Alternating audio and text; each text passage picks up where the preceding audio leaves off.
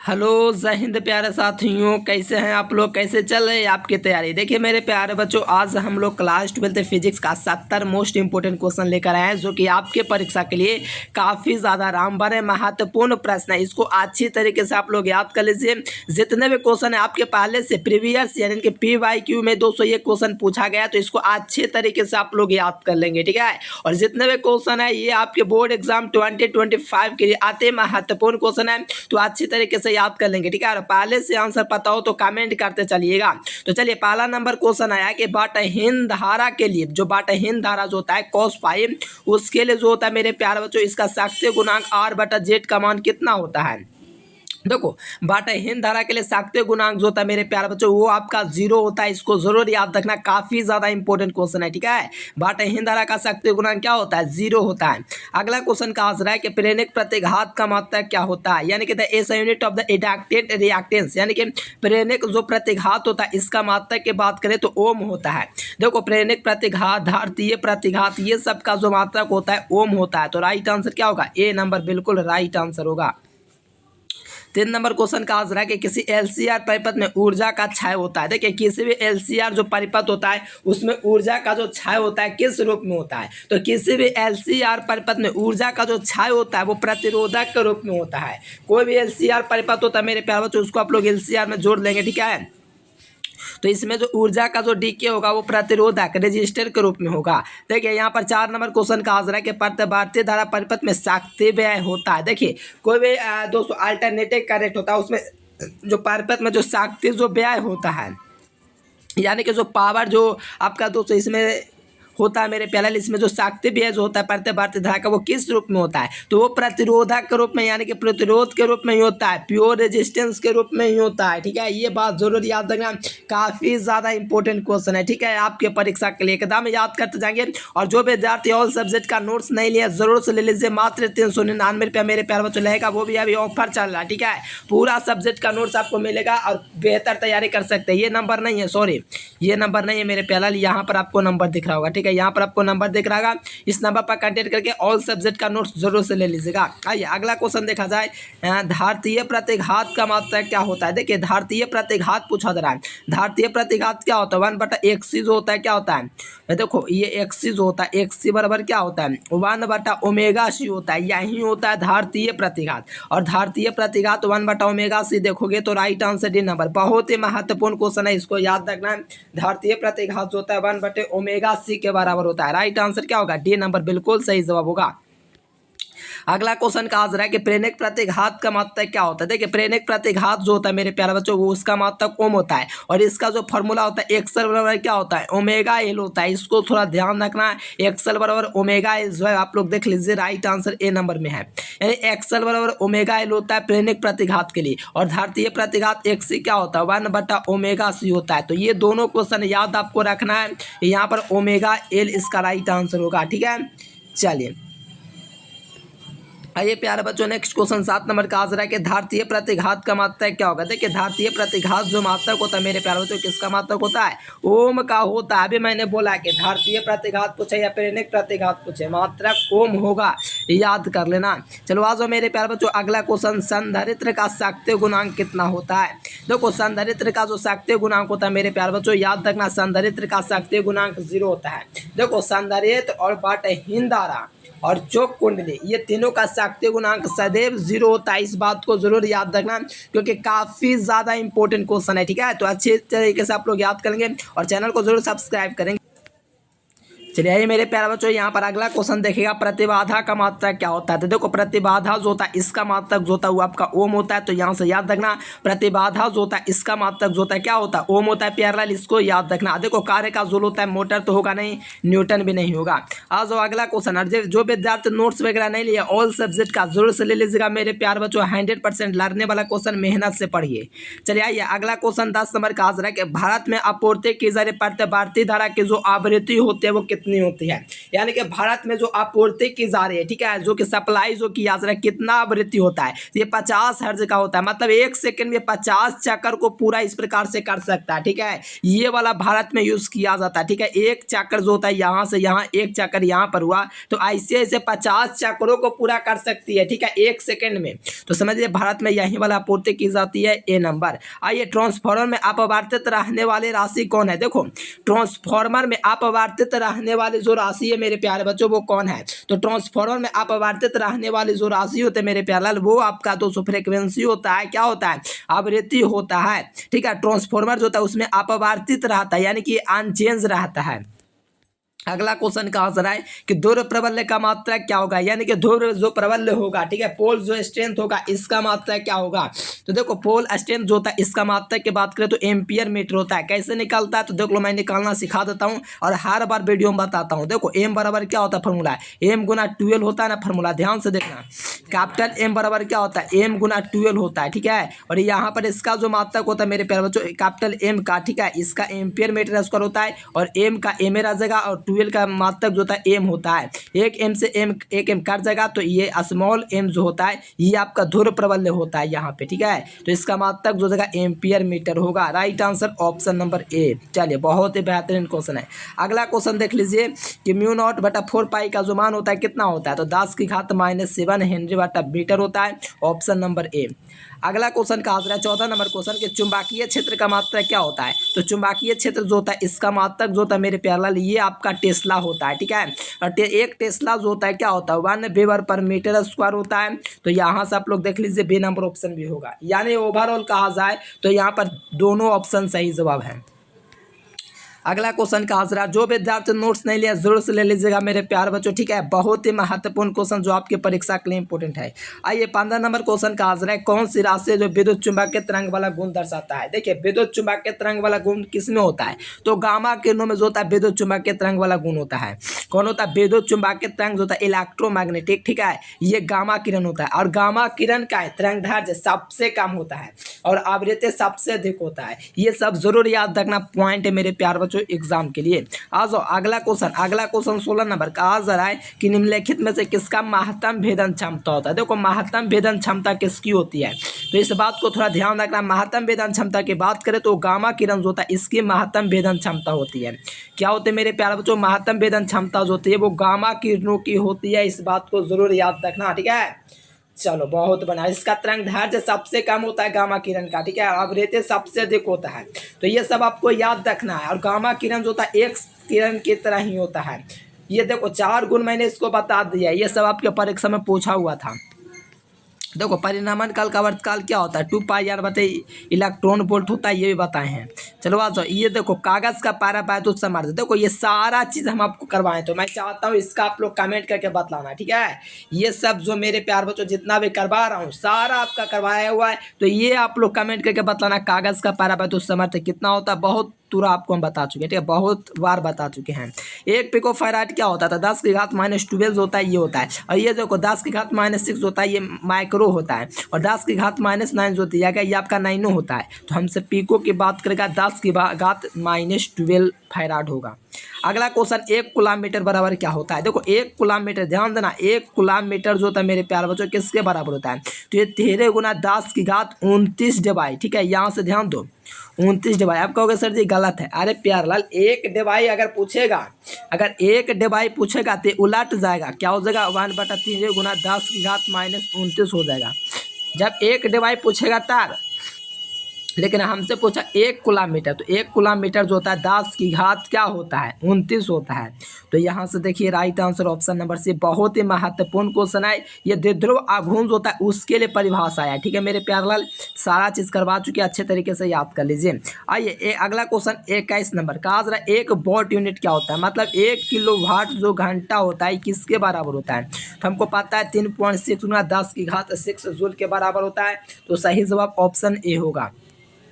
अगला क्वेश्चन, नीले रंग के लिए कार्बन प्रतिरोध के कलर कोड का मान क्या होता है? तो यहाँ से बीबी रॉयजी के लिए ट्रिक ध्यान रखें, बीबी रॉयजी यहाँ से आप लोग लिख दीजिए और ट्रिक लगा प्यारा। यहाँ पर आपका क्या हो जाएगा, ये ब्लैक के लिए 0 हो जाएगा, ब्राउन के लिए 1 हो जाएगा, रेड के लिए 2 हो जाएगा, ऑरेंज के लिए 3 हो जाएगा। हमसे पूछा किसके लिए गया, नीले रंग के लिए। अच्छा, नीले रंग के लिए तो ऐसे ऑरेंज के बाद अगला छठा जो होता है और ये आपका नीले रंग के लिए ही होता है, ठीक है। तो यहाँ पर आपको थोड़ा याद रखना, नीला रंग के लिए जो होता है यहाँ पर आपका जो होता है कार्बन प्रतिरोध का कलर कोड 6 होता है। कितना होता है? 6 होता है। कहलाता है वो क्या कहलाता है? तो औसत रंग जो होता है वो पीला कहलाता है। पीला कलर जो होता है एवरेज कलर होता है। अगला क्वेश्चन कहा जाए कि चौक कुंडली का कार्य सिद्धांत आधारित होता है। तो चौक कुंडली जो होता है विद्युत चुम्बकीय प्रेरण पर आधारित होता है। किस पर होता है? सॉरी, यहाँ पर चौक कुंडली पूछा रहे तो स्वप्रेरण की स्वयं के कारण उत्पन्न होता है। देखो कुंडली मैंने सारा आपको पढ़ा रखा है। कुंडली जो होता है स्वयं के कारण उत्पन्न हो रहा है, तो इसको हम लोग चौक कुंडली के अंतर्गत में रखेंगे, ठीक है। ये भी काफी ज्यादा इंपॉर्टेंट क्वेश्चन है, इस बात को जरूर ध्यान रखें। चलिए आइए प्यारे बच्चों, अगला क्वेश्चन देख लीजिए। धारतीय प्रतिघात का मात्रक क्या होता है? देखो धारतीय प्रतिघात का मात्रक तो ओम होता है और धारतीय प्रतिघात होता है एक्सल बराबर क्या होता है? ओमेगा एल होता है, ठीक है।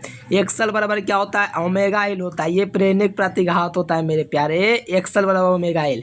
धारतीय प्रतिघात जो होता है एक्सी बराबर 1/ओमेगा सी होता है, जहाँ ओमेगा बराबर जो होता है वो आपका 2πf होता है। क्या होता है? जहाँ ओमेगा बराबर जो होता है 2πf होता है, ठीक है, 2πf होता है। इसको पुटअप करेंगे तो एक और मान निकलेगा, लेकिन हमसे धारतीय प्रतिघात का छोटा वाला मान पूछा जा रहा है, तो यहाँ पर 1/ओमेगा-c होगा धारतीय प्रतिघात के लिए, ठीक है। Right answer D number. अगला क्वेश्चन कहा जा रहा है 26 नंबर क्वेश्चन की प्रेरणिक प्रतिघात क्या होता है? तो ये आपको बता रट लो, एकदम याद कर लो। एक्सल बराबर क्या होता है? ओमेगा एल होता है। क्या होता है? ये ओमेगा एल के बराबर होता है, ठीक है। इस बात को थोड़ा ध्यान रखेगा, काफ़ी ज़्यादा इंपॉर्टेंट है ऑप्शन ए। अगला क्वेश्चन, एल आर पे पद का प्रतिबाधा क्या होता है? देखो प्रतिबाधा पूछा था, प्रतिबाधा क्या होता है? r² प्लस ओमेगा एल² होता है, यही होता है एल आर पे पद का। अगर एल सी आर पे पद पूछेगा तो omega L minus omega C last में करेंगे, लेकिन फिर भी हमसे एल आर पूछा जा रहा है, यहाँ पर संधारित्र की बात नहीं है, ठीक है। एल आर के बात आया है तो यहाँ से आप लोग देख लीजिए √r² प्लस ओमेगा एल²। Right answer D number. अगला क्वेश्चन 28 नंबर, एल आर पे पद का शाक्तीय गुणांक क्या होता है? देखो एल आर पे पद का जो शाक्तीय गुणांक होता है, शाक्तीय गुणांक क्या होता है? r/z होता है। तो z का मान अंदर में लिख दो तो r² प्लस ओमेगा² एल², ठीक है।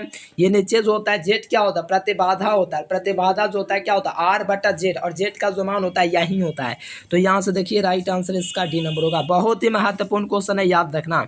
आज अगला क्वेश्चन 29 नंबर, लॉरेंस बल के लिए कौन सा व्यंजक सही है? ठीक है, लॉरेंस बल जो होता है किसके बराबर होता है? तो ये जो होता है आपका क्या होता है? तो आपको याद रखना V×E के बराबर होता है, ठीक है।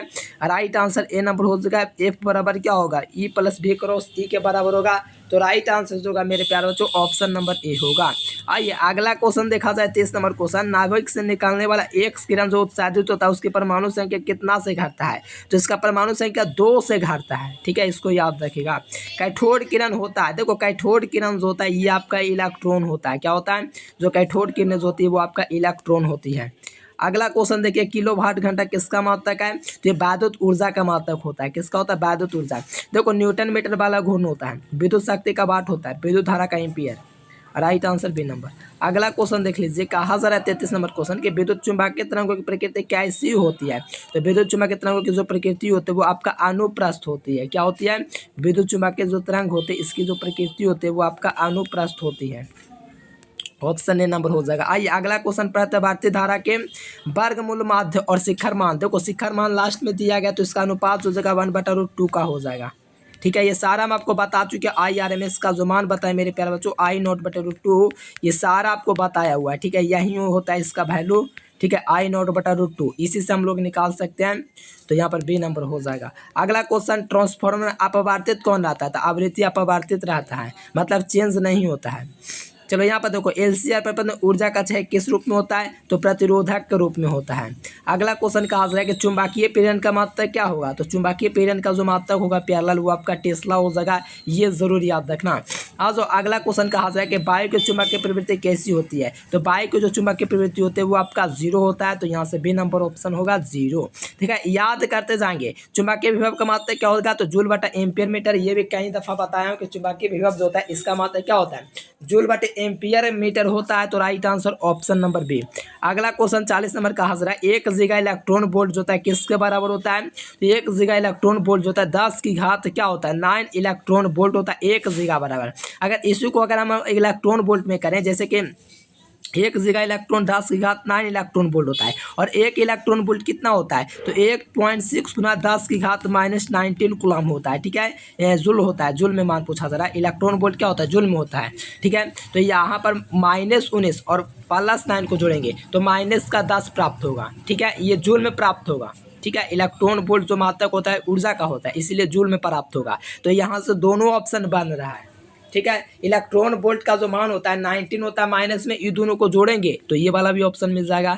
यानी राइट आंसर की बात करेंगे ना, तो राइट आंसर सी नंबर दोनों ऑप्शन होगा, याद रखना। आज जो बर्फ का अपवर्तनांक कितना होता है? देखो बर्फ का अपवर्तनांक कितना होता है, ये 1.13 जो होता है मेरे पर, तो ये आपका बर्फ का होता है, और ये 1.44 होता है। ये सारा चीज़ हम आपको बताएं। ठीक है, तो ये सब आपको कमेंट करके बताना है कितना कितना सबका होता है।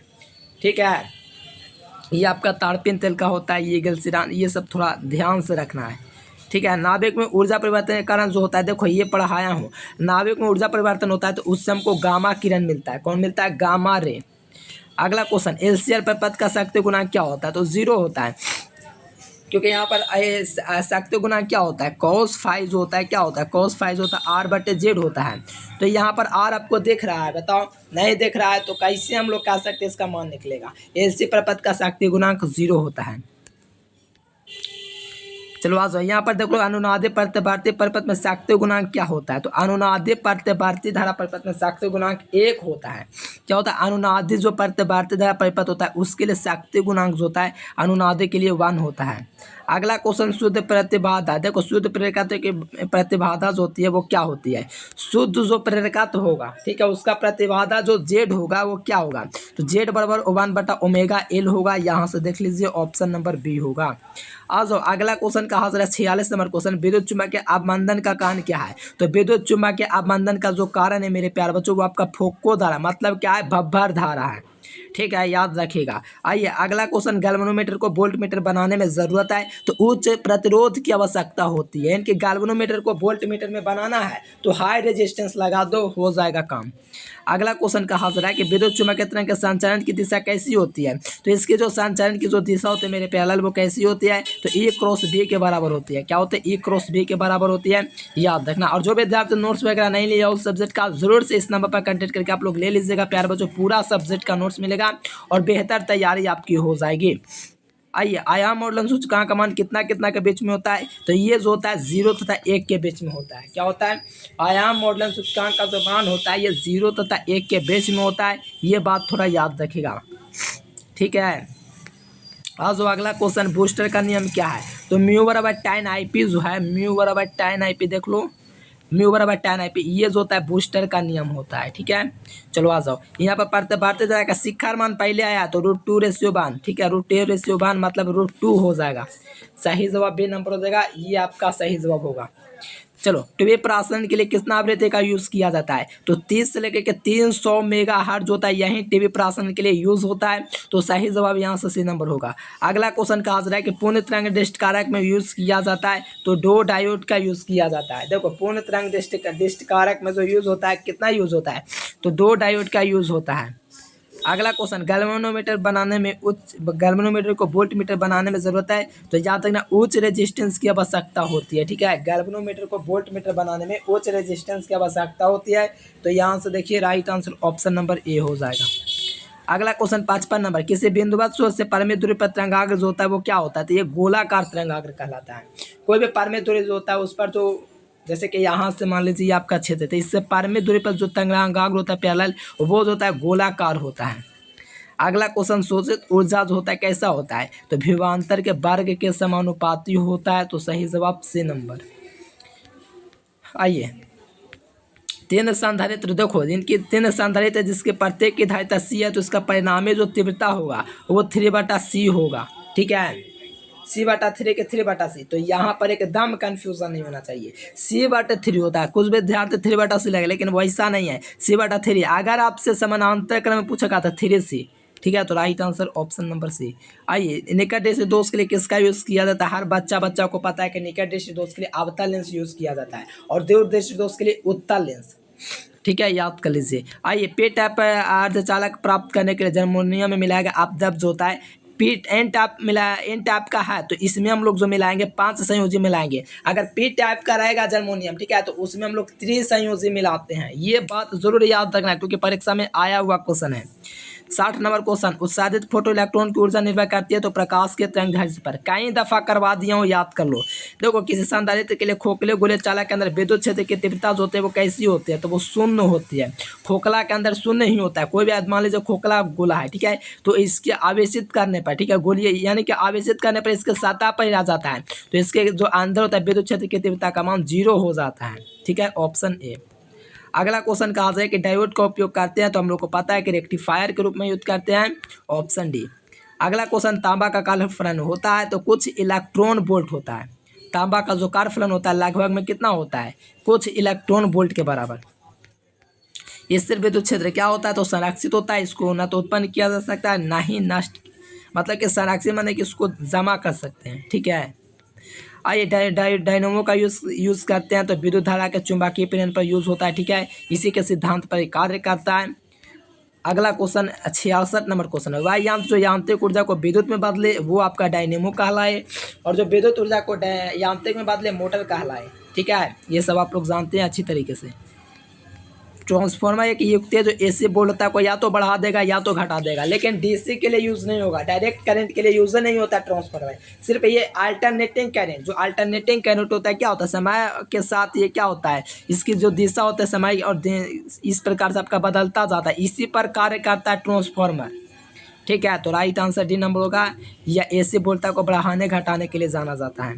ट्रांसफार्मर के कोड को प्रतजार बनाया जाता है क्योंकि उससे भब्बर धारा जो होता है उससे कम की जा सके। ठीक है, राइट आंसर सी नंबर। आज 69 नंबर क्वेश्चन, एक प्रतिरोध के आर पर प्रतिवर्ती धारा के वोल्टेज को मापा जा सकता है तो एक ताप्त तार एमीटर के द्वारा। एक ताप तार वोल्ट मीटर दिया गया है, सॉरी यहाँ पर वोल्ट मीटर होगा। ठीक है, बी नंबर ही होगा, राइट आंसर याद रखना। आज और लास्ट क्वेश्चन 70 नंबर क्वेश्चन, चुंबकीय घूर्ण का मतलब क्या होता है?